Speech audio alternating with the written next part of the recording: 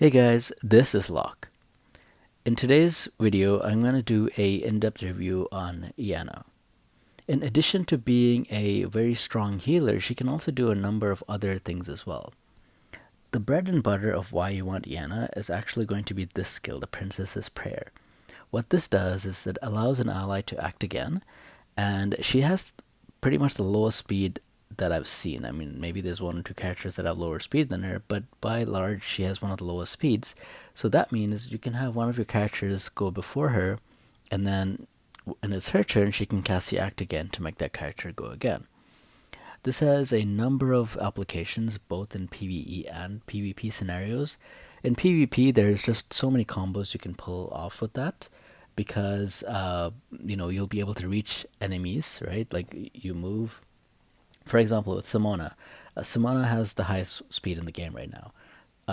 Well, except for Xavier, if you take a speed silent. But anyway, let's say Simona has the highest speed in the game right now, and nobody else has any other hero that has her speed.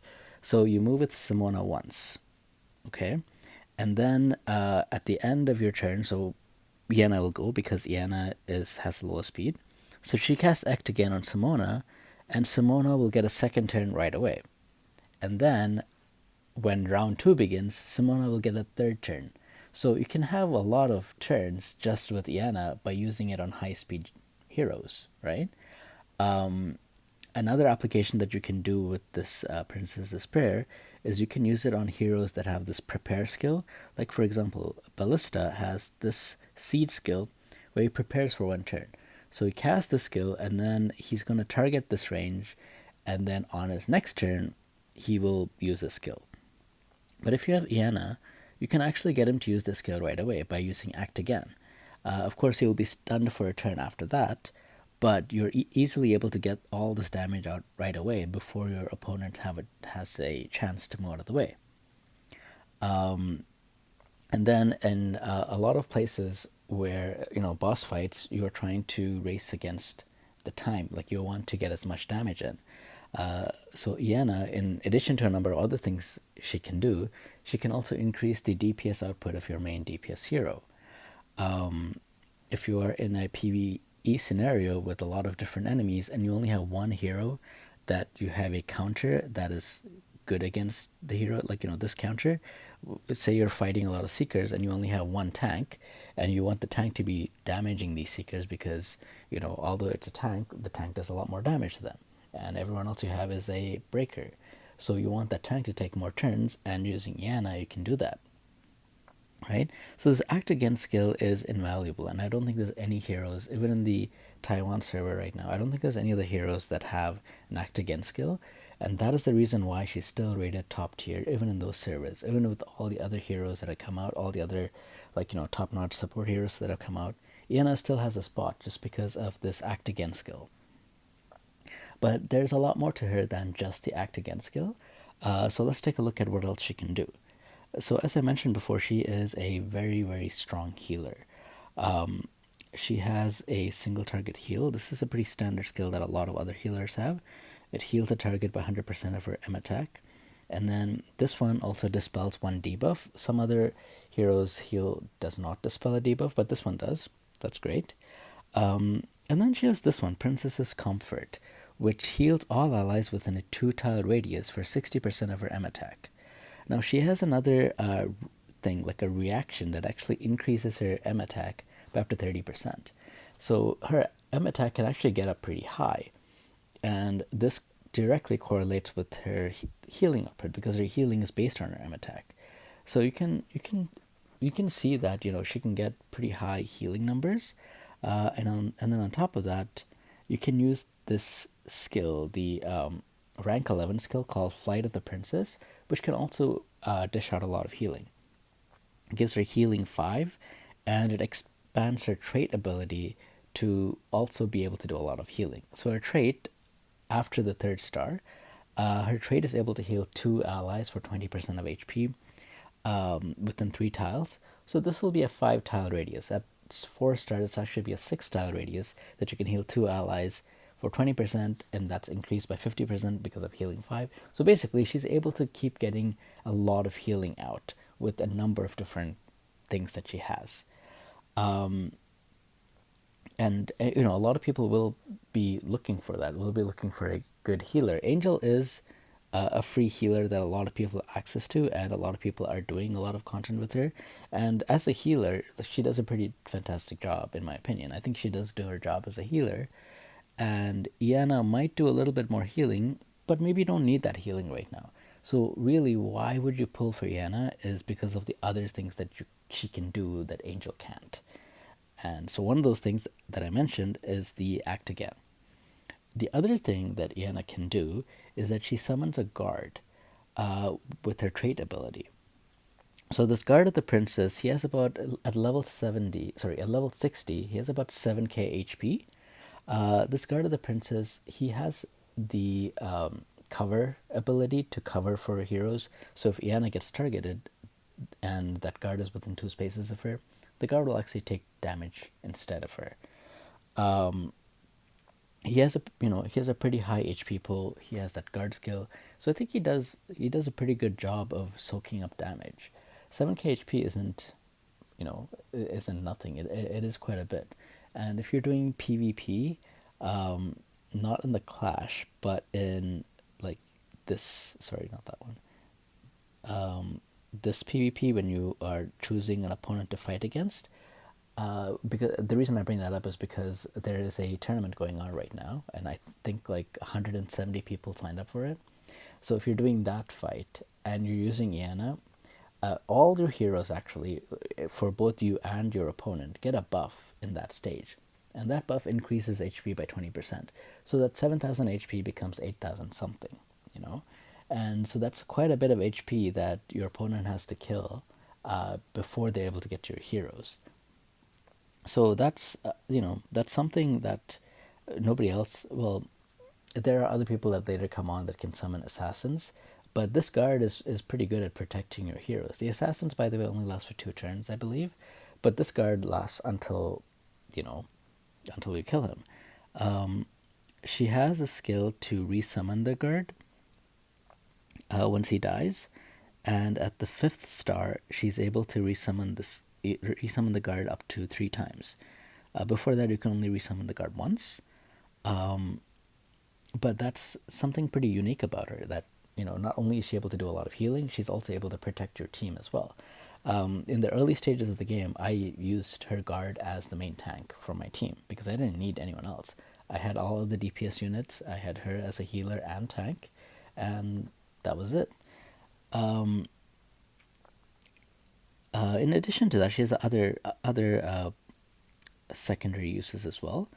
Let's take a look at all her skills. So she has this defense boost. Um, Now, when you're first playing the game and you don't have Castilla to unlock all her skills, you will probably go with this act again because it's just so useful. But later on, if you find yourself that you need to fit a bunch of stuff into one hero because the boss does a lot of physical damage and you need to have physical defense on your team. So you will look for heroes that can do a bunch of things together, right? Like you want a person that can heal, maybe act again, maybe do physical defense, all those things together. So this is a pretty good skill to have, although you might not be using it right now. So she can give physical defense 2 to all allies for 2 turns every 3 turn. And she also has an aura that increases the M defense by 30% for all allies within 2 tiles as well. So these are both, she is able to increase both your physical defense and M defense depending on what you need. This might not be something, even like myself, I haven't unlocked these skills right now, but I can see a need for them later on if I'm fighting against a specific boss that does both of these, one of these type of damages, and I need to protect against it. I'll probably take my, healing skill, maybe my AoE healing skill, and one of these skills. I might not need to use the act again skill for that fight.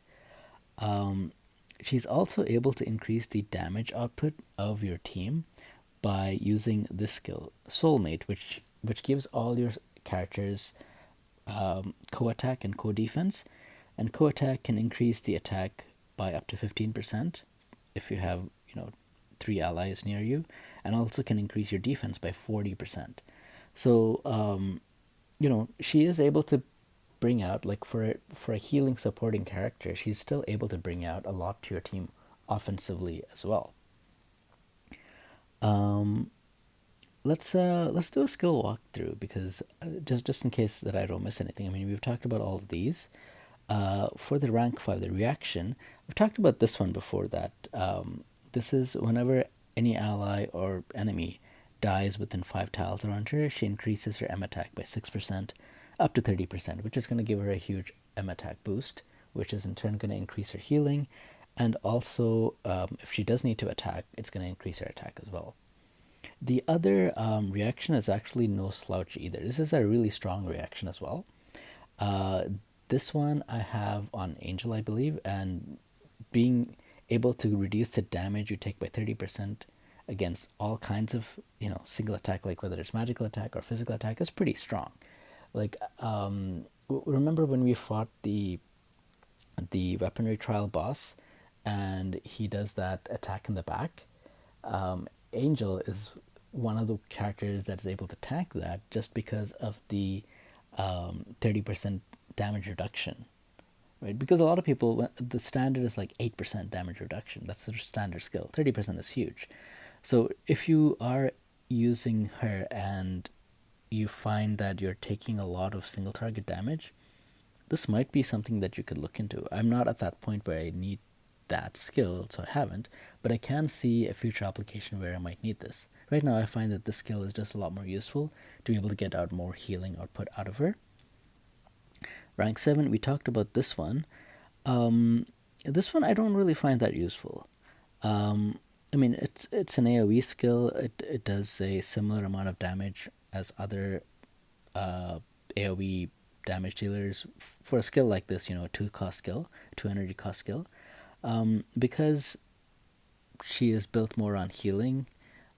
I don't know. I like there are so many other skills that she's good at, like healing skills, utility skills, co-attack, co-defense, that I don't really see myself taking this skill. It'd be very, very hard for me to think about using it. Now the rank 9,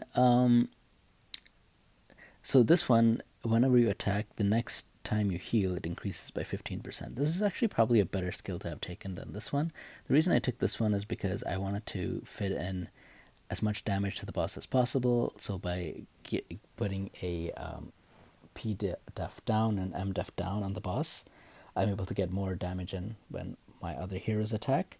And I thought that would be more useful. But if I had to do it again, I would probably go with this one because, you know, it provides a bigger healing boost. And I find that now a lot of my characters are getting, really high HP. So even one heal might not fully get them back to full health. So having an option to increase your healing isn't a bad idea. So I'd probably pick this one if I had to do it again. I talked about this, like right now I don't need this skill, but in the future, if I'm fighting bosses that are doing a lot of magical damage, this is a pretty neat skill to have. It's a good skill to have in your toolkit, of like one of the most powerful supports in the game, so that you can always bring her. You'll have a reason to bring her. And this one we talked about as well. It increases her healing. It increases her trait to be higher range. It also gives her invisibility as well, so she will not even be able to be targeted by enemies with single target attacks for 2 turns. She does sacrifice 90% of her health to do this, but after she sacrifices her health, she also gets healing 5. So you're hopefully able to heal her back pretty quickly. Uh, but to help her survival during those 2 turns to help her survival after she takes that 90% hit, she does have invisibility for 2 turns, so that hopefully helps her out a little bit. Um, it's an interesting skill. I haven't found too much use for it just yet, because I find that the way she's set up with the skill is usually enough. But I've seen some people using her in PvP, and it's really interesting against enemies that can only do single target attacks, because they have no way of attacking her for 2 turns. Um, so the next question that's going to come up is, if I have Cocoa, do I still need Inanna? or what is the relation between these two? Like, should I invest in both of them? So Cocoa, I think, is a very, very strong hero. Like, I've talked about her and I did an initial review, and then I said, okay, you know what? I totally underestimated how good she is because she's just amazing.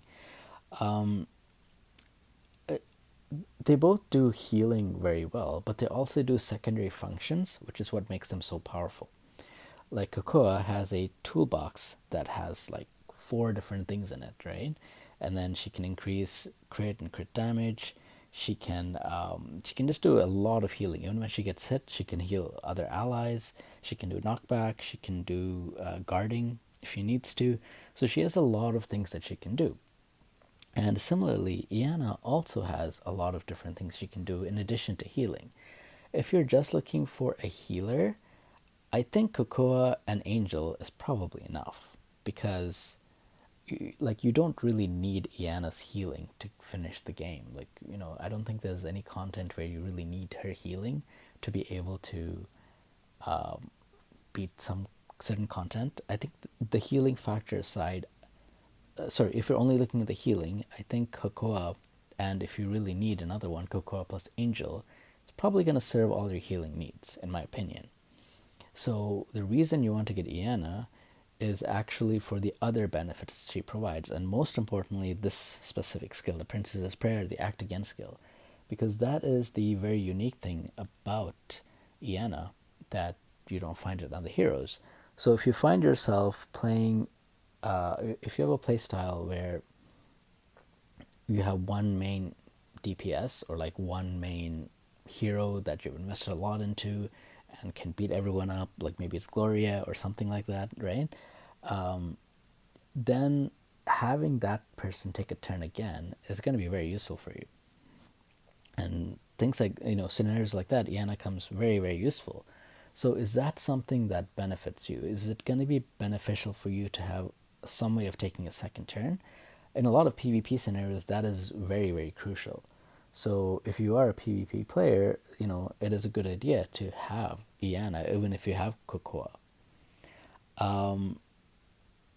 Yeah, that is the main thing in my opinion that you should be thinking of, like that act again skill. Okay, there are other skills as well that is secondary, like the guard that I talked about, the co-attack, co-defense, the MDef aura, the PDef buff. Like all of these are also nice things, but a lot of these, except for the guard, you can probably find with other heroes. The act again is very, very unique, and the guard is somewhat unique as well. I mean, it's a nice secondary thing to have. But that is what you should be thinking of if you want to pull or get Iana. Like I really like her. And right now the way that I'm using Cocoa and Iana is I'm actually utilizing Iana's Princess Prayer a lot more than usual. And the way I'm doing that is by using the Guidance of the World, which reduces the cooldown of skills by one turn when you stand by. So what I do, I have Cocoa and Iana and say Momo on one team. Momo is my main DPS. So when Iana's turn, so Momo's going to take her natural turn, and then Iana is going to act again on Momo, and then Momo's going to do her turn again. And so when Iana's turn comes next time, I actually don't do anything. I just stand still. So this way, she's able to use her Princess's Prayer every other turn. Instead of once every 3 turns, she can now cast it once every other turn, which is a huge improvement, right? Once every 3 turns, so once every 2 turns increases the usability of the skill significantly. There might be times when Cocoa's healing just for some reason is a little bit shy of what I need. Those turns, I use her healing because I mean, there's no point if my whole team dies. But most of the time, her healing is not needed. Like Cocoa's healing is enough. So I'm able to use both of these in the same team by having Iana use her healing once in a while when it's needed, and all the other times she's either going to be using Princess's Prayer or Stand Still. So every other turn she's going to be using Princess's Prayer. When needed, she's going to be healing, and that works quite well. Sometimes I even use, like, the only issue then is that I might run into energy problems. So in that case, I use the staff, which people might not have access to because you can only get this from buying the pack, the what is it called? This this thing here. So not everyone is gonna buy this. So you might not have that. Um, but that's the only problem that you might run into when you are doing this. You might not have enough energy because both these skills cost 2 energy and she only gets one every turn. So you might have to find another way to give her energy. Cocoa might actually be the one to give her energy by using the happiness buff, right? So anyway, so I am using both of them on the same team, and I'm able to do it. It works. It does work, especially by using both of them to do what they're best at. Like I'm not really overlapping them, right? I'm using Iana as just an act again bot most of the time, except when she needs to step in to heal a little bit. Now, all that said, I've spoken pretty favorably about Iana, but I don't actually like this banner. Now, I don't like dual banners. I think they're a trap. Um, I don't know what to say because you might pull on this banner, and you might end up with Xavier, and you might be disappointed. Even if you don't get Xavier, you might pull up to 180 pulls, so it's going to be a long while, and like you're spending so much to try to get her. Um, I don't know. I would not recommend it unless you have extra pulls you have saved up for something and you have more than left over. Then I would go for it. My biggest problem with this banner, right, is okay. So say Cocoa, say I have 50 pulls, right? Like my pity is at 180. I have 50 pulls that I'm gonna put on Cocoa. And after those 50 pulls, like maybe I'll get legendaries here and there, but it doesn't matter. I still have a pity at 180, and now that pity went from 180 to 130. So although I didn't get this character that I really wanted, I know that for the next debut banner, I will be able to get that hero in 130 pulls. So either I'll be happy by getting this one, or I'll be, well, maybe a little bit less happy that I'm able to. I'll have an easier time getting whatever other hero I want when that pity is reached. That is not the same with this dual banner. Like I could be going for Iana, and say I put that 50 pulls in Iana, and then the next dual banner comes out, and it's one hero I really like and the other hero I don't like, and at 180 pity, I might still end up with the hero I don't like. So that could be like pretty demoralizing, right? And it doesn't help me with debut banners because anything I put in here, when the pity is the counter towards the pity doesn't help with the debut banners where all the really interesting and powerful heroes are coming out. So I don't know. Like personally, I really feel like this is a trap banner. I mean, I wanted to give you a review on Iana on her own merits because I think she's a strong character, but I still feel like this is not a banner that most free to play players should be pulling on. For all that she can do, you don't really need her to play the game. Like you can beat the game without her with just Angel, because a lot of people have done all the content so far without her, and there's more and more supports coming out in debut banners, right? So I don't know. Personally, I like if I was a free to play player that is limited on resources, I would never be pulling on any dual banners because what I would do to get Iana, I mean, well, I can't. I wouldn't do anything specifically to get her, but what I would do is I would just be pulling on debut banners, and if I happen to get Iana pulling for a debut banner character, and I would then be happy and use her. But until then, I would just be content with whatever I'm getting from this. I wouldn't pull on these dual banners because for me it just doesn't make sense if you're a free to play player to do that. Like I don't know, I just see the potential for so much disappointment. So I don't know. I mean, if you still feel very strongly and you want to pull for her, I mean, go for it. I wish you the best of luck. And yeah, I mean, those are all my thoughts about it. I've talked about Iana. I talked about how she plays well with Cocoa, and how I'm using her, and I also talked about the banner. So I think that's the end of this review. If you have any questions or comments, please leave them below, and I will get back to you. Take care now, and I will see you guys next time.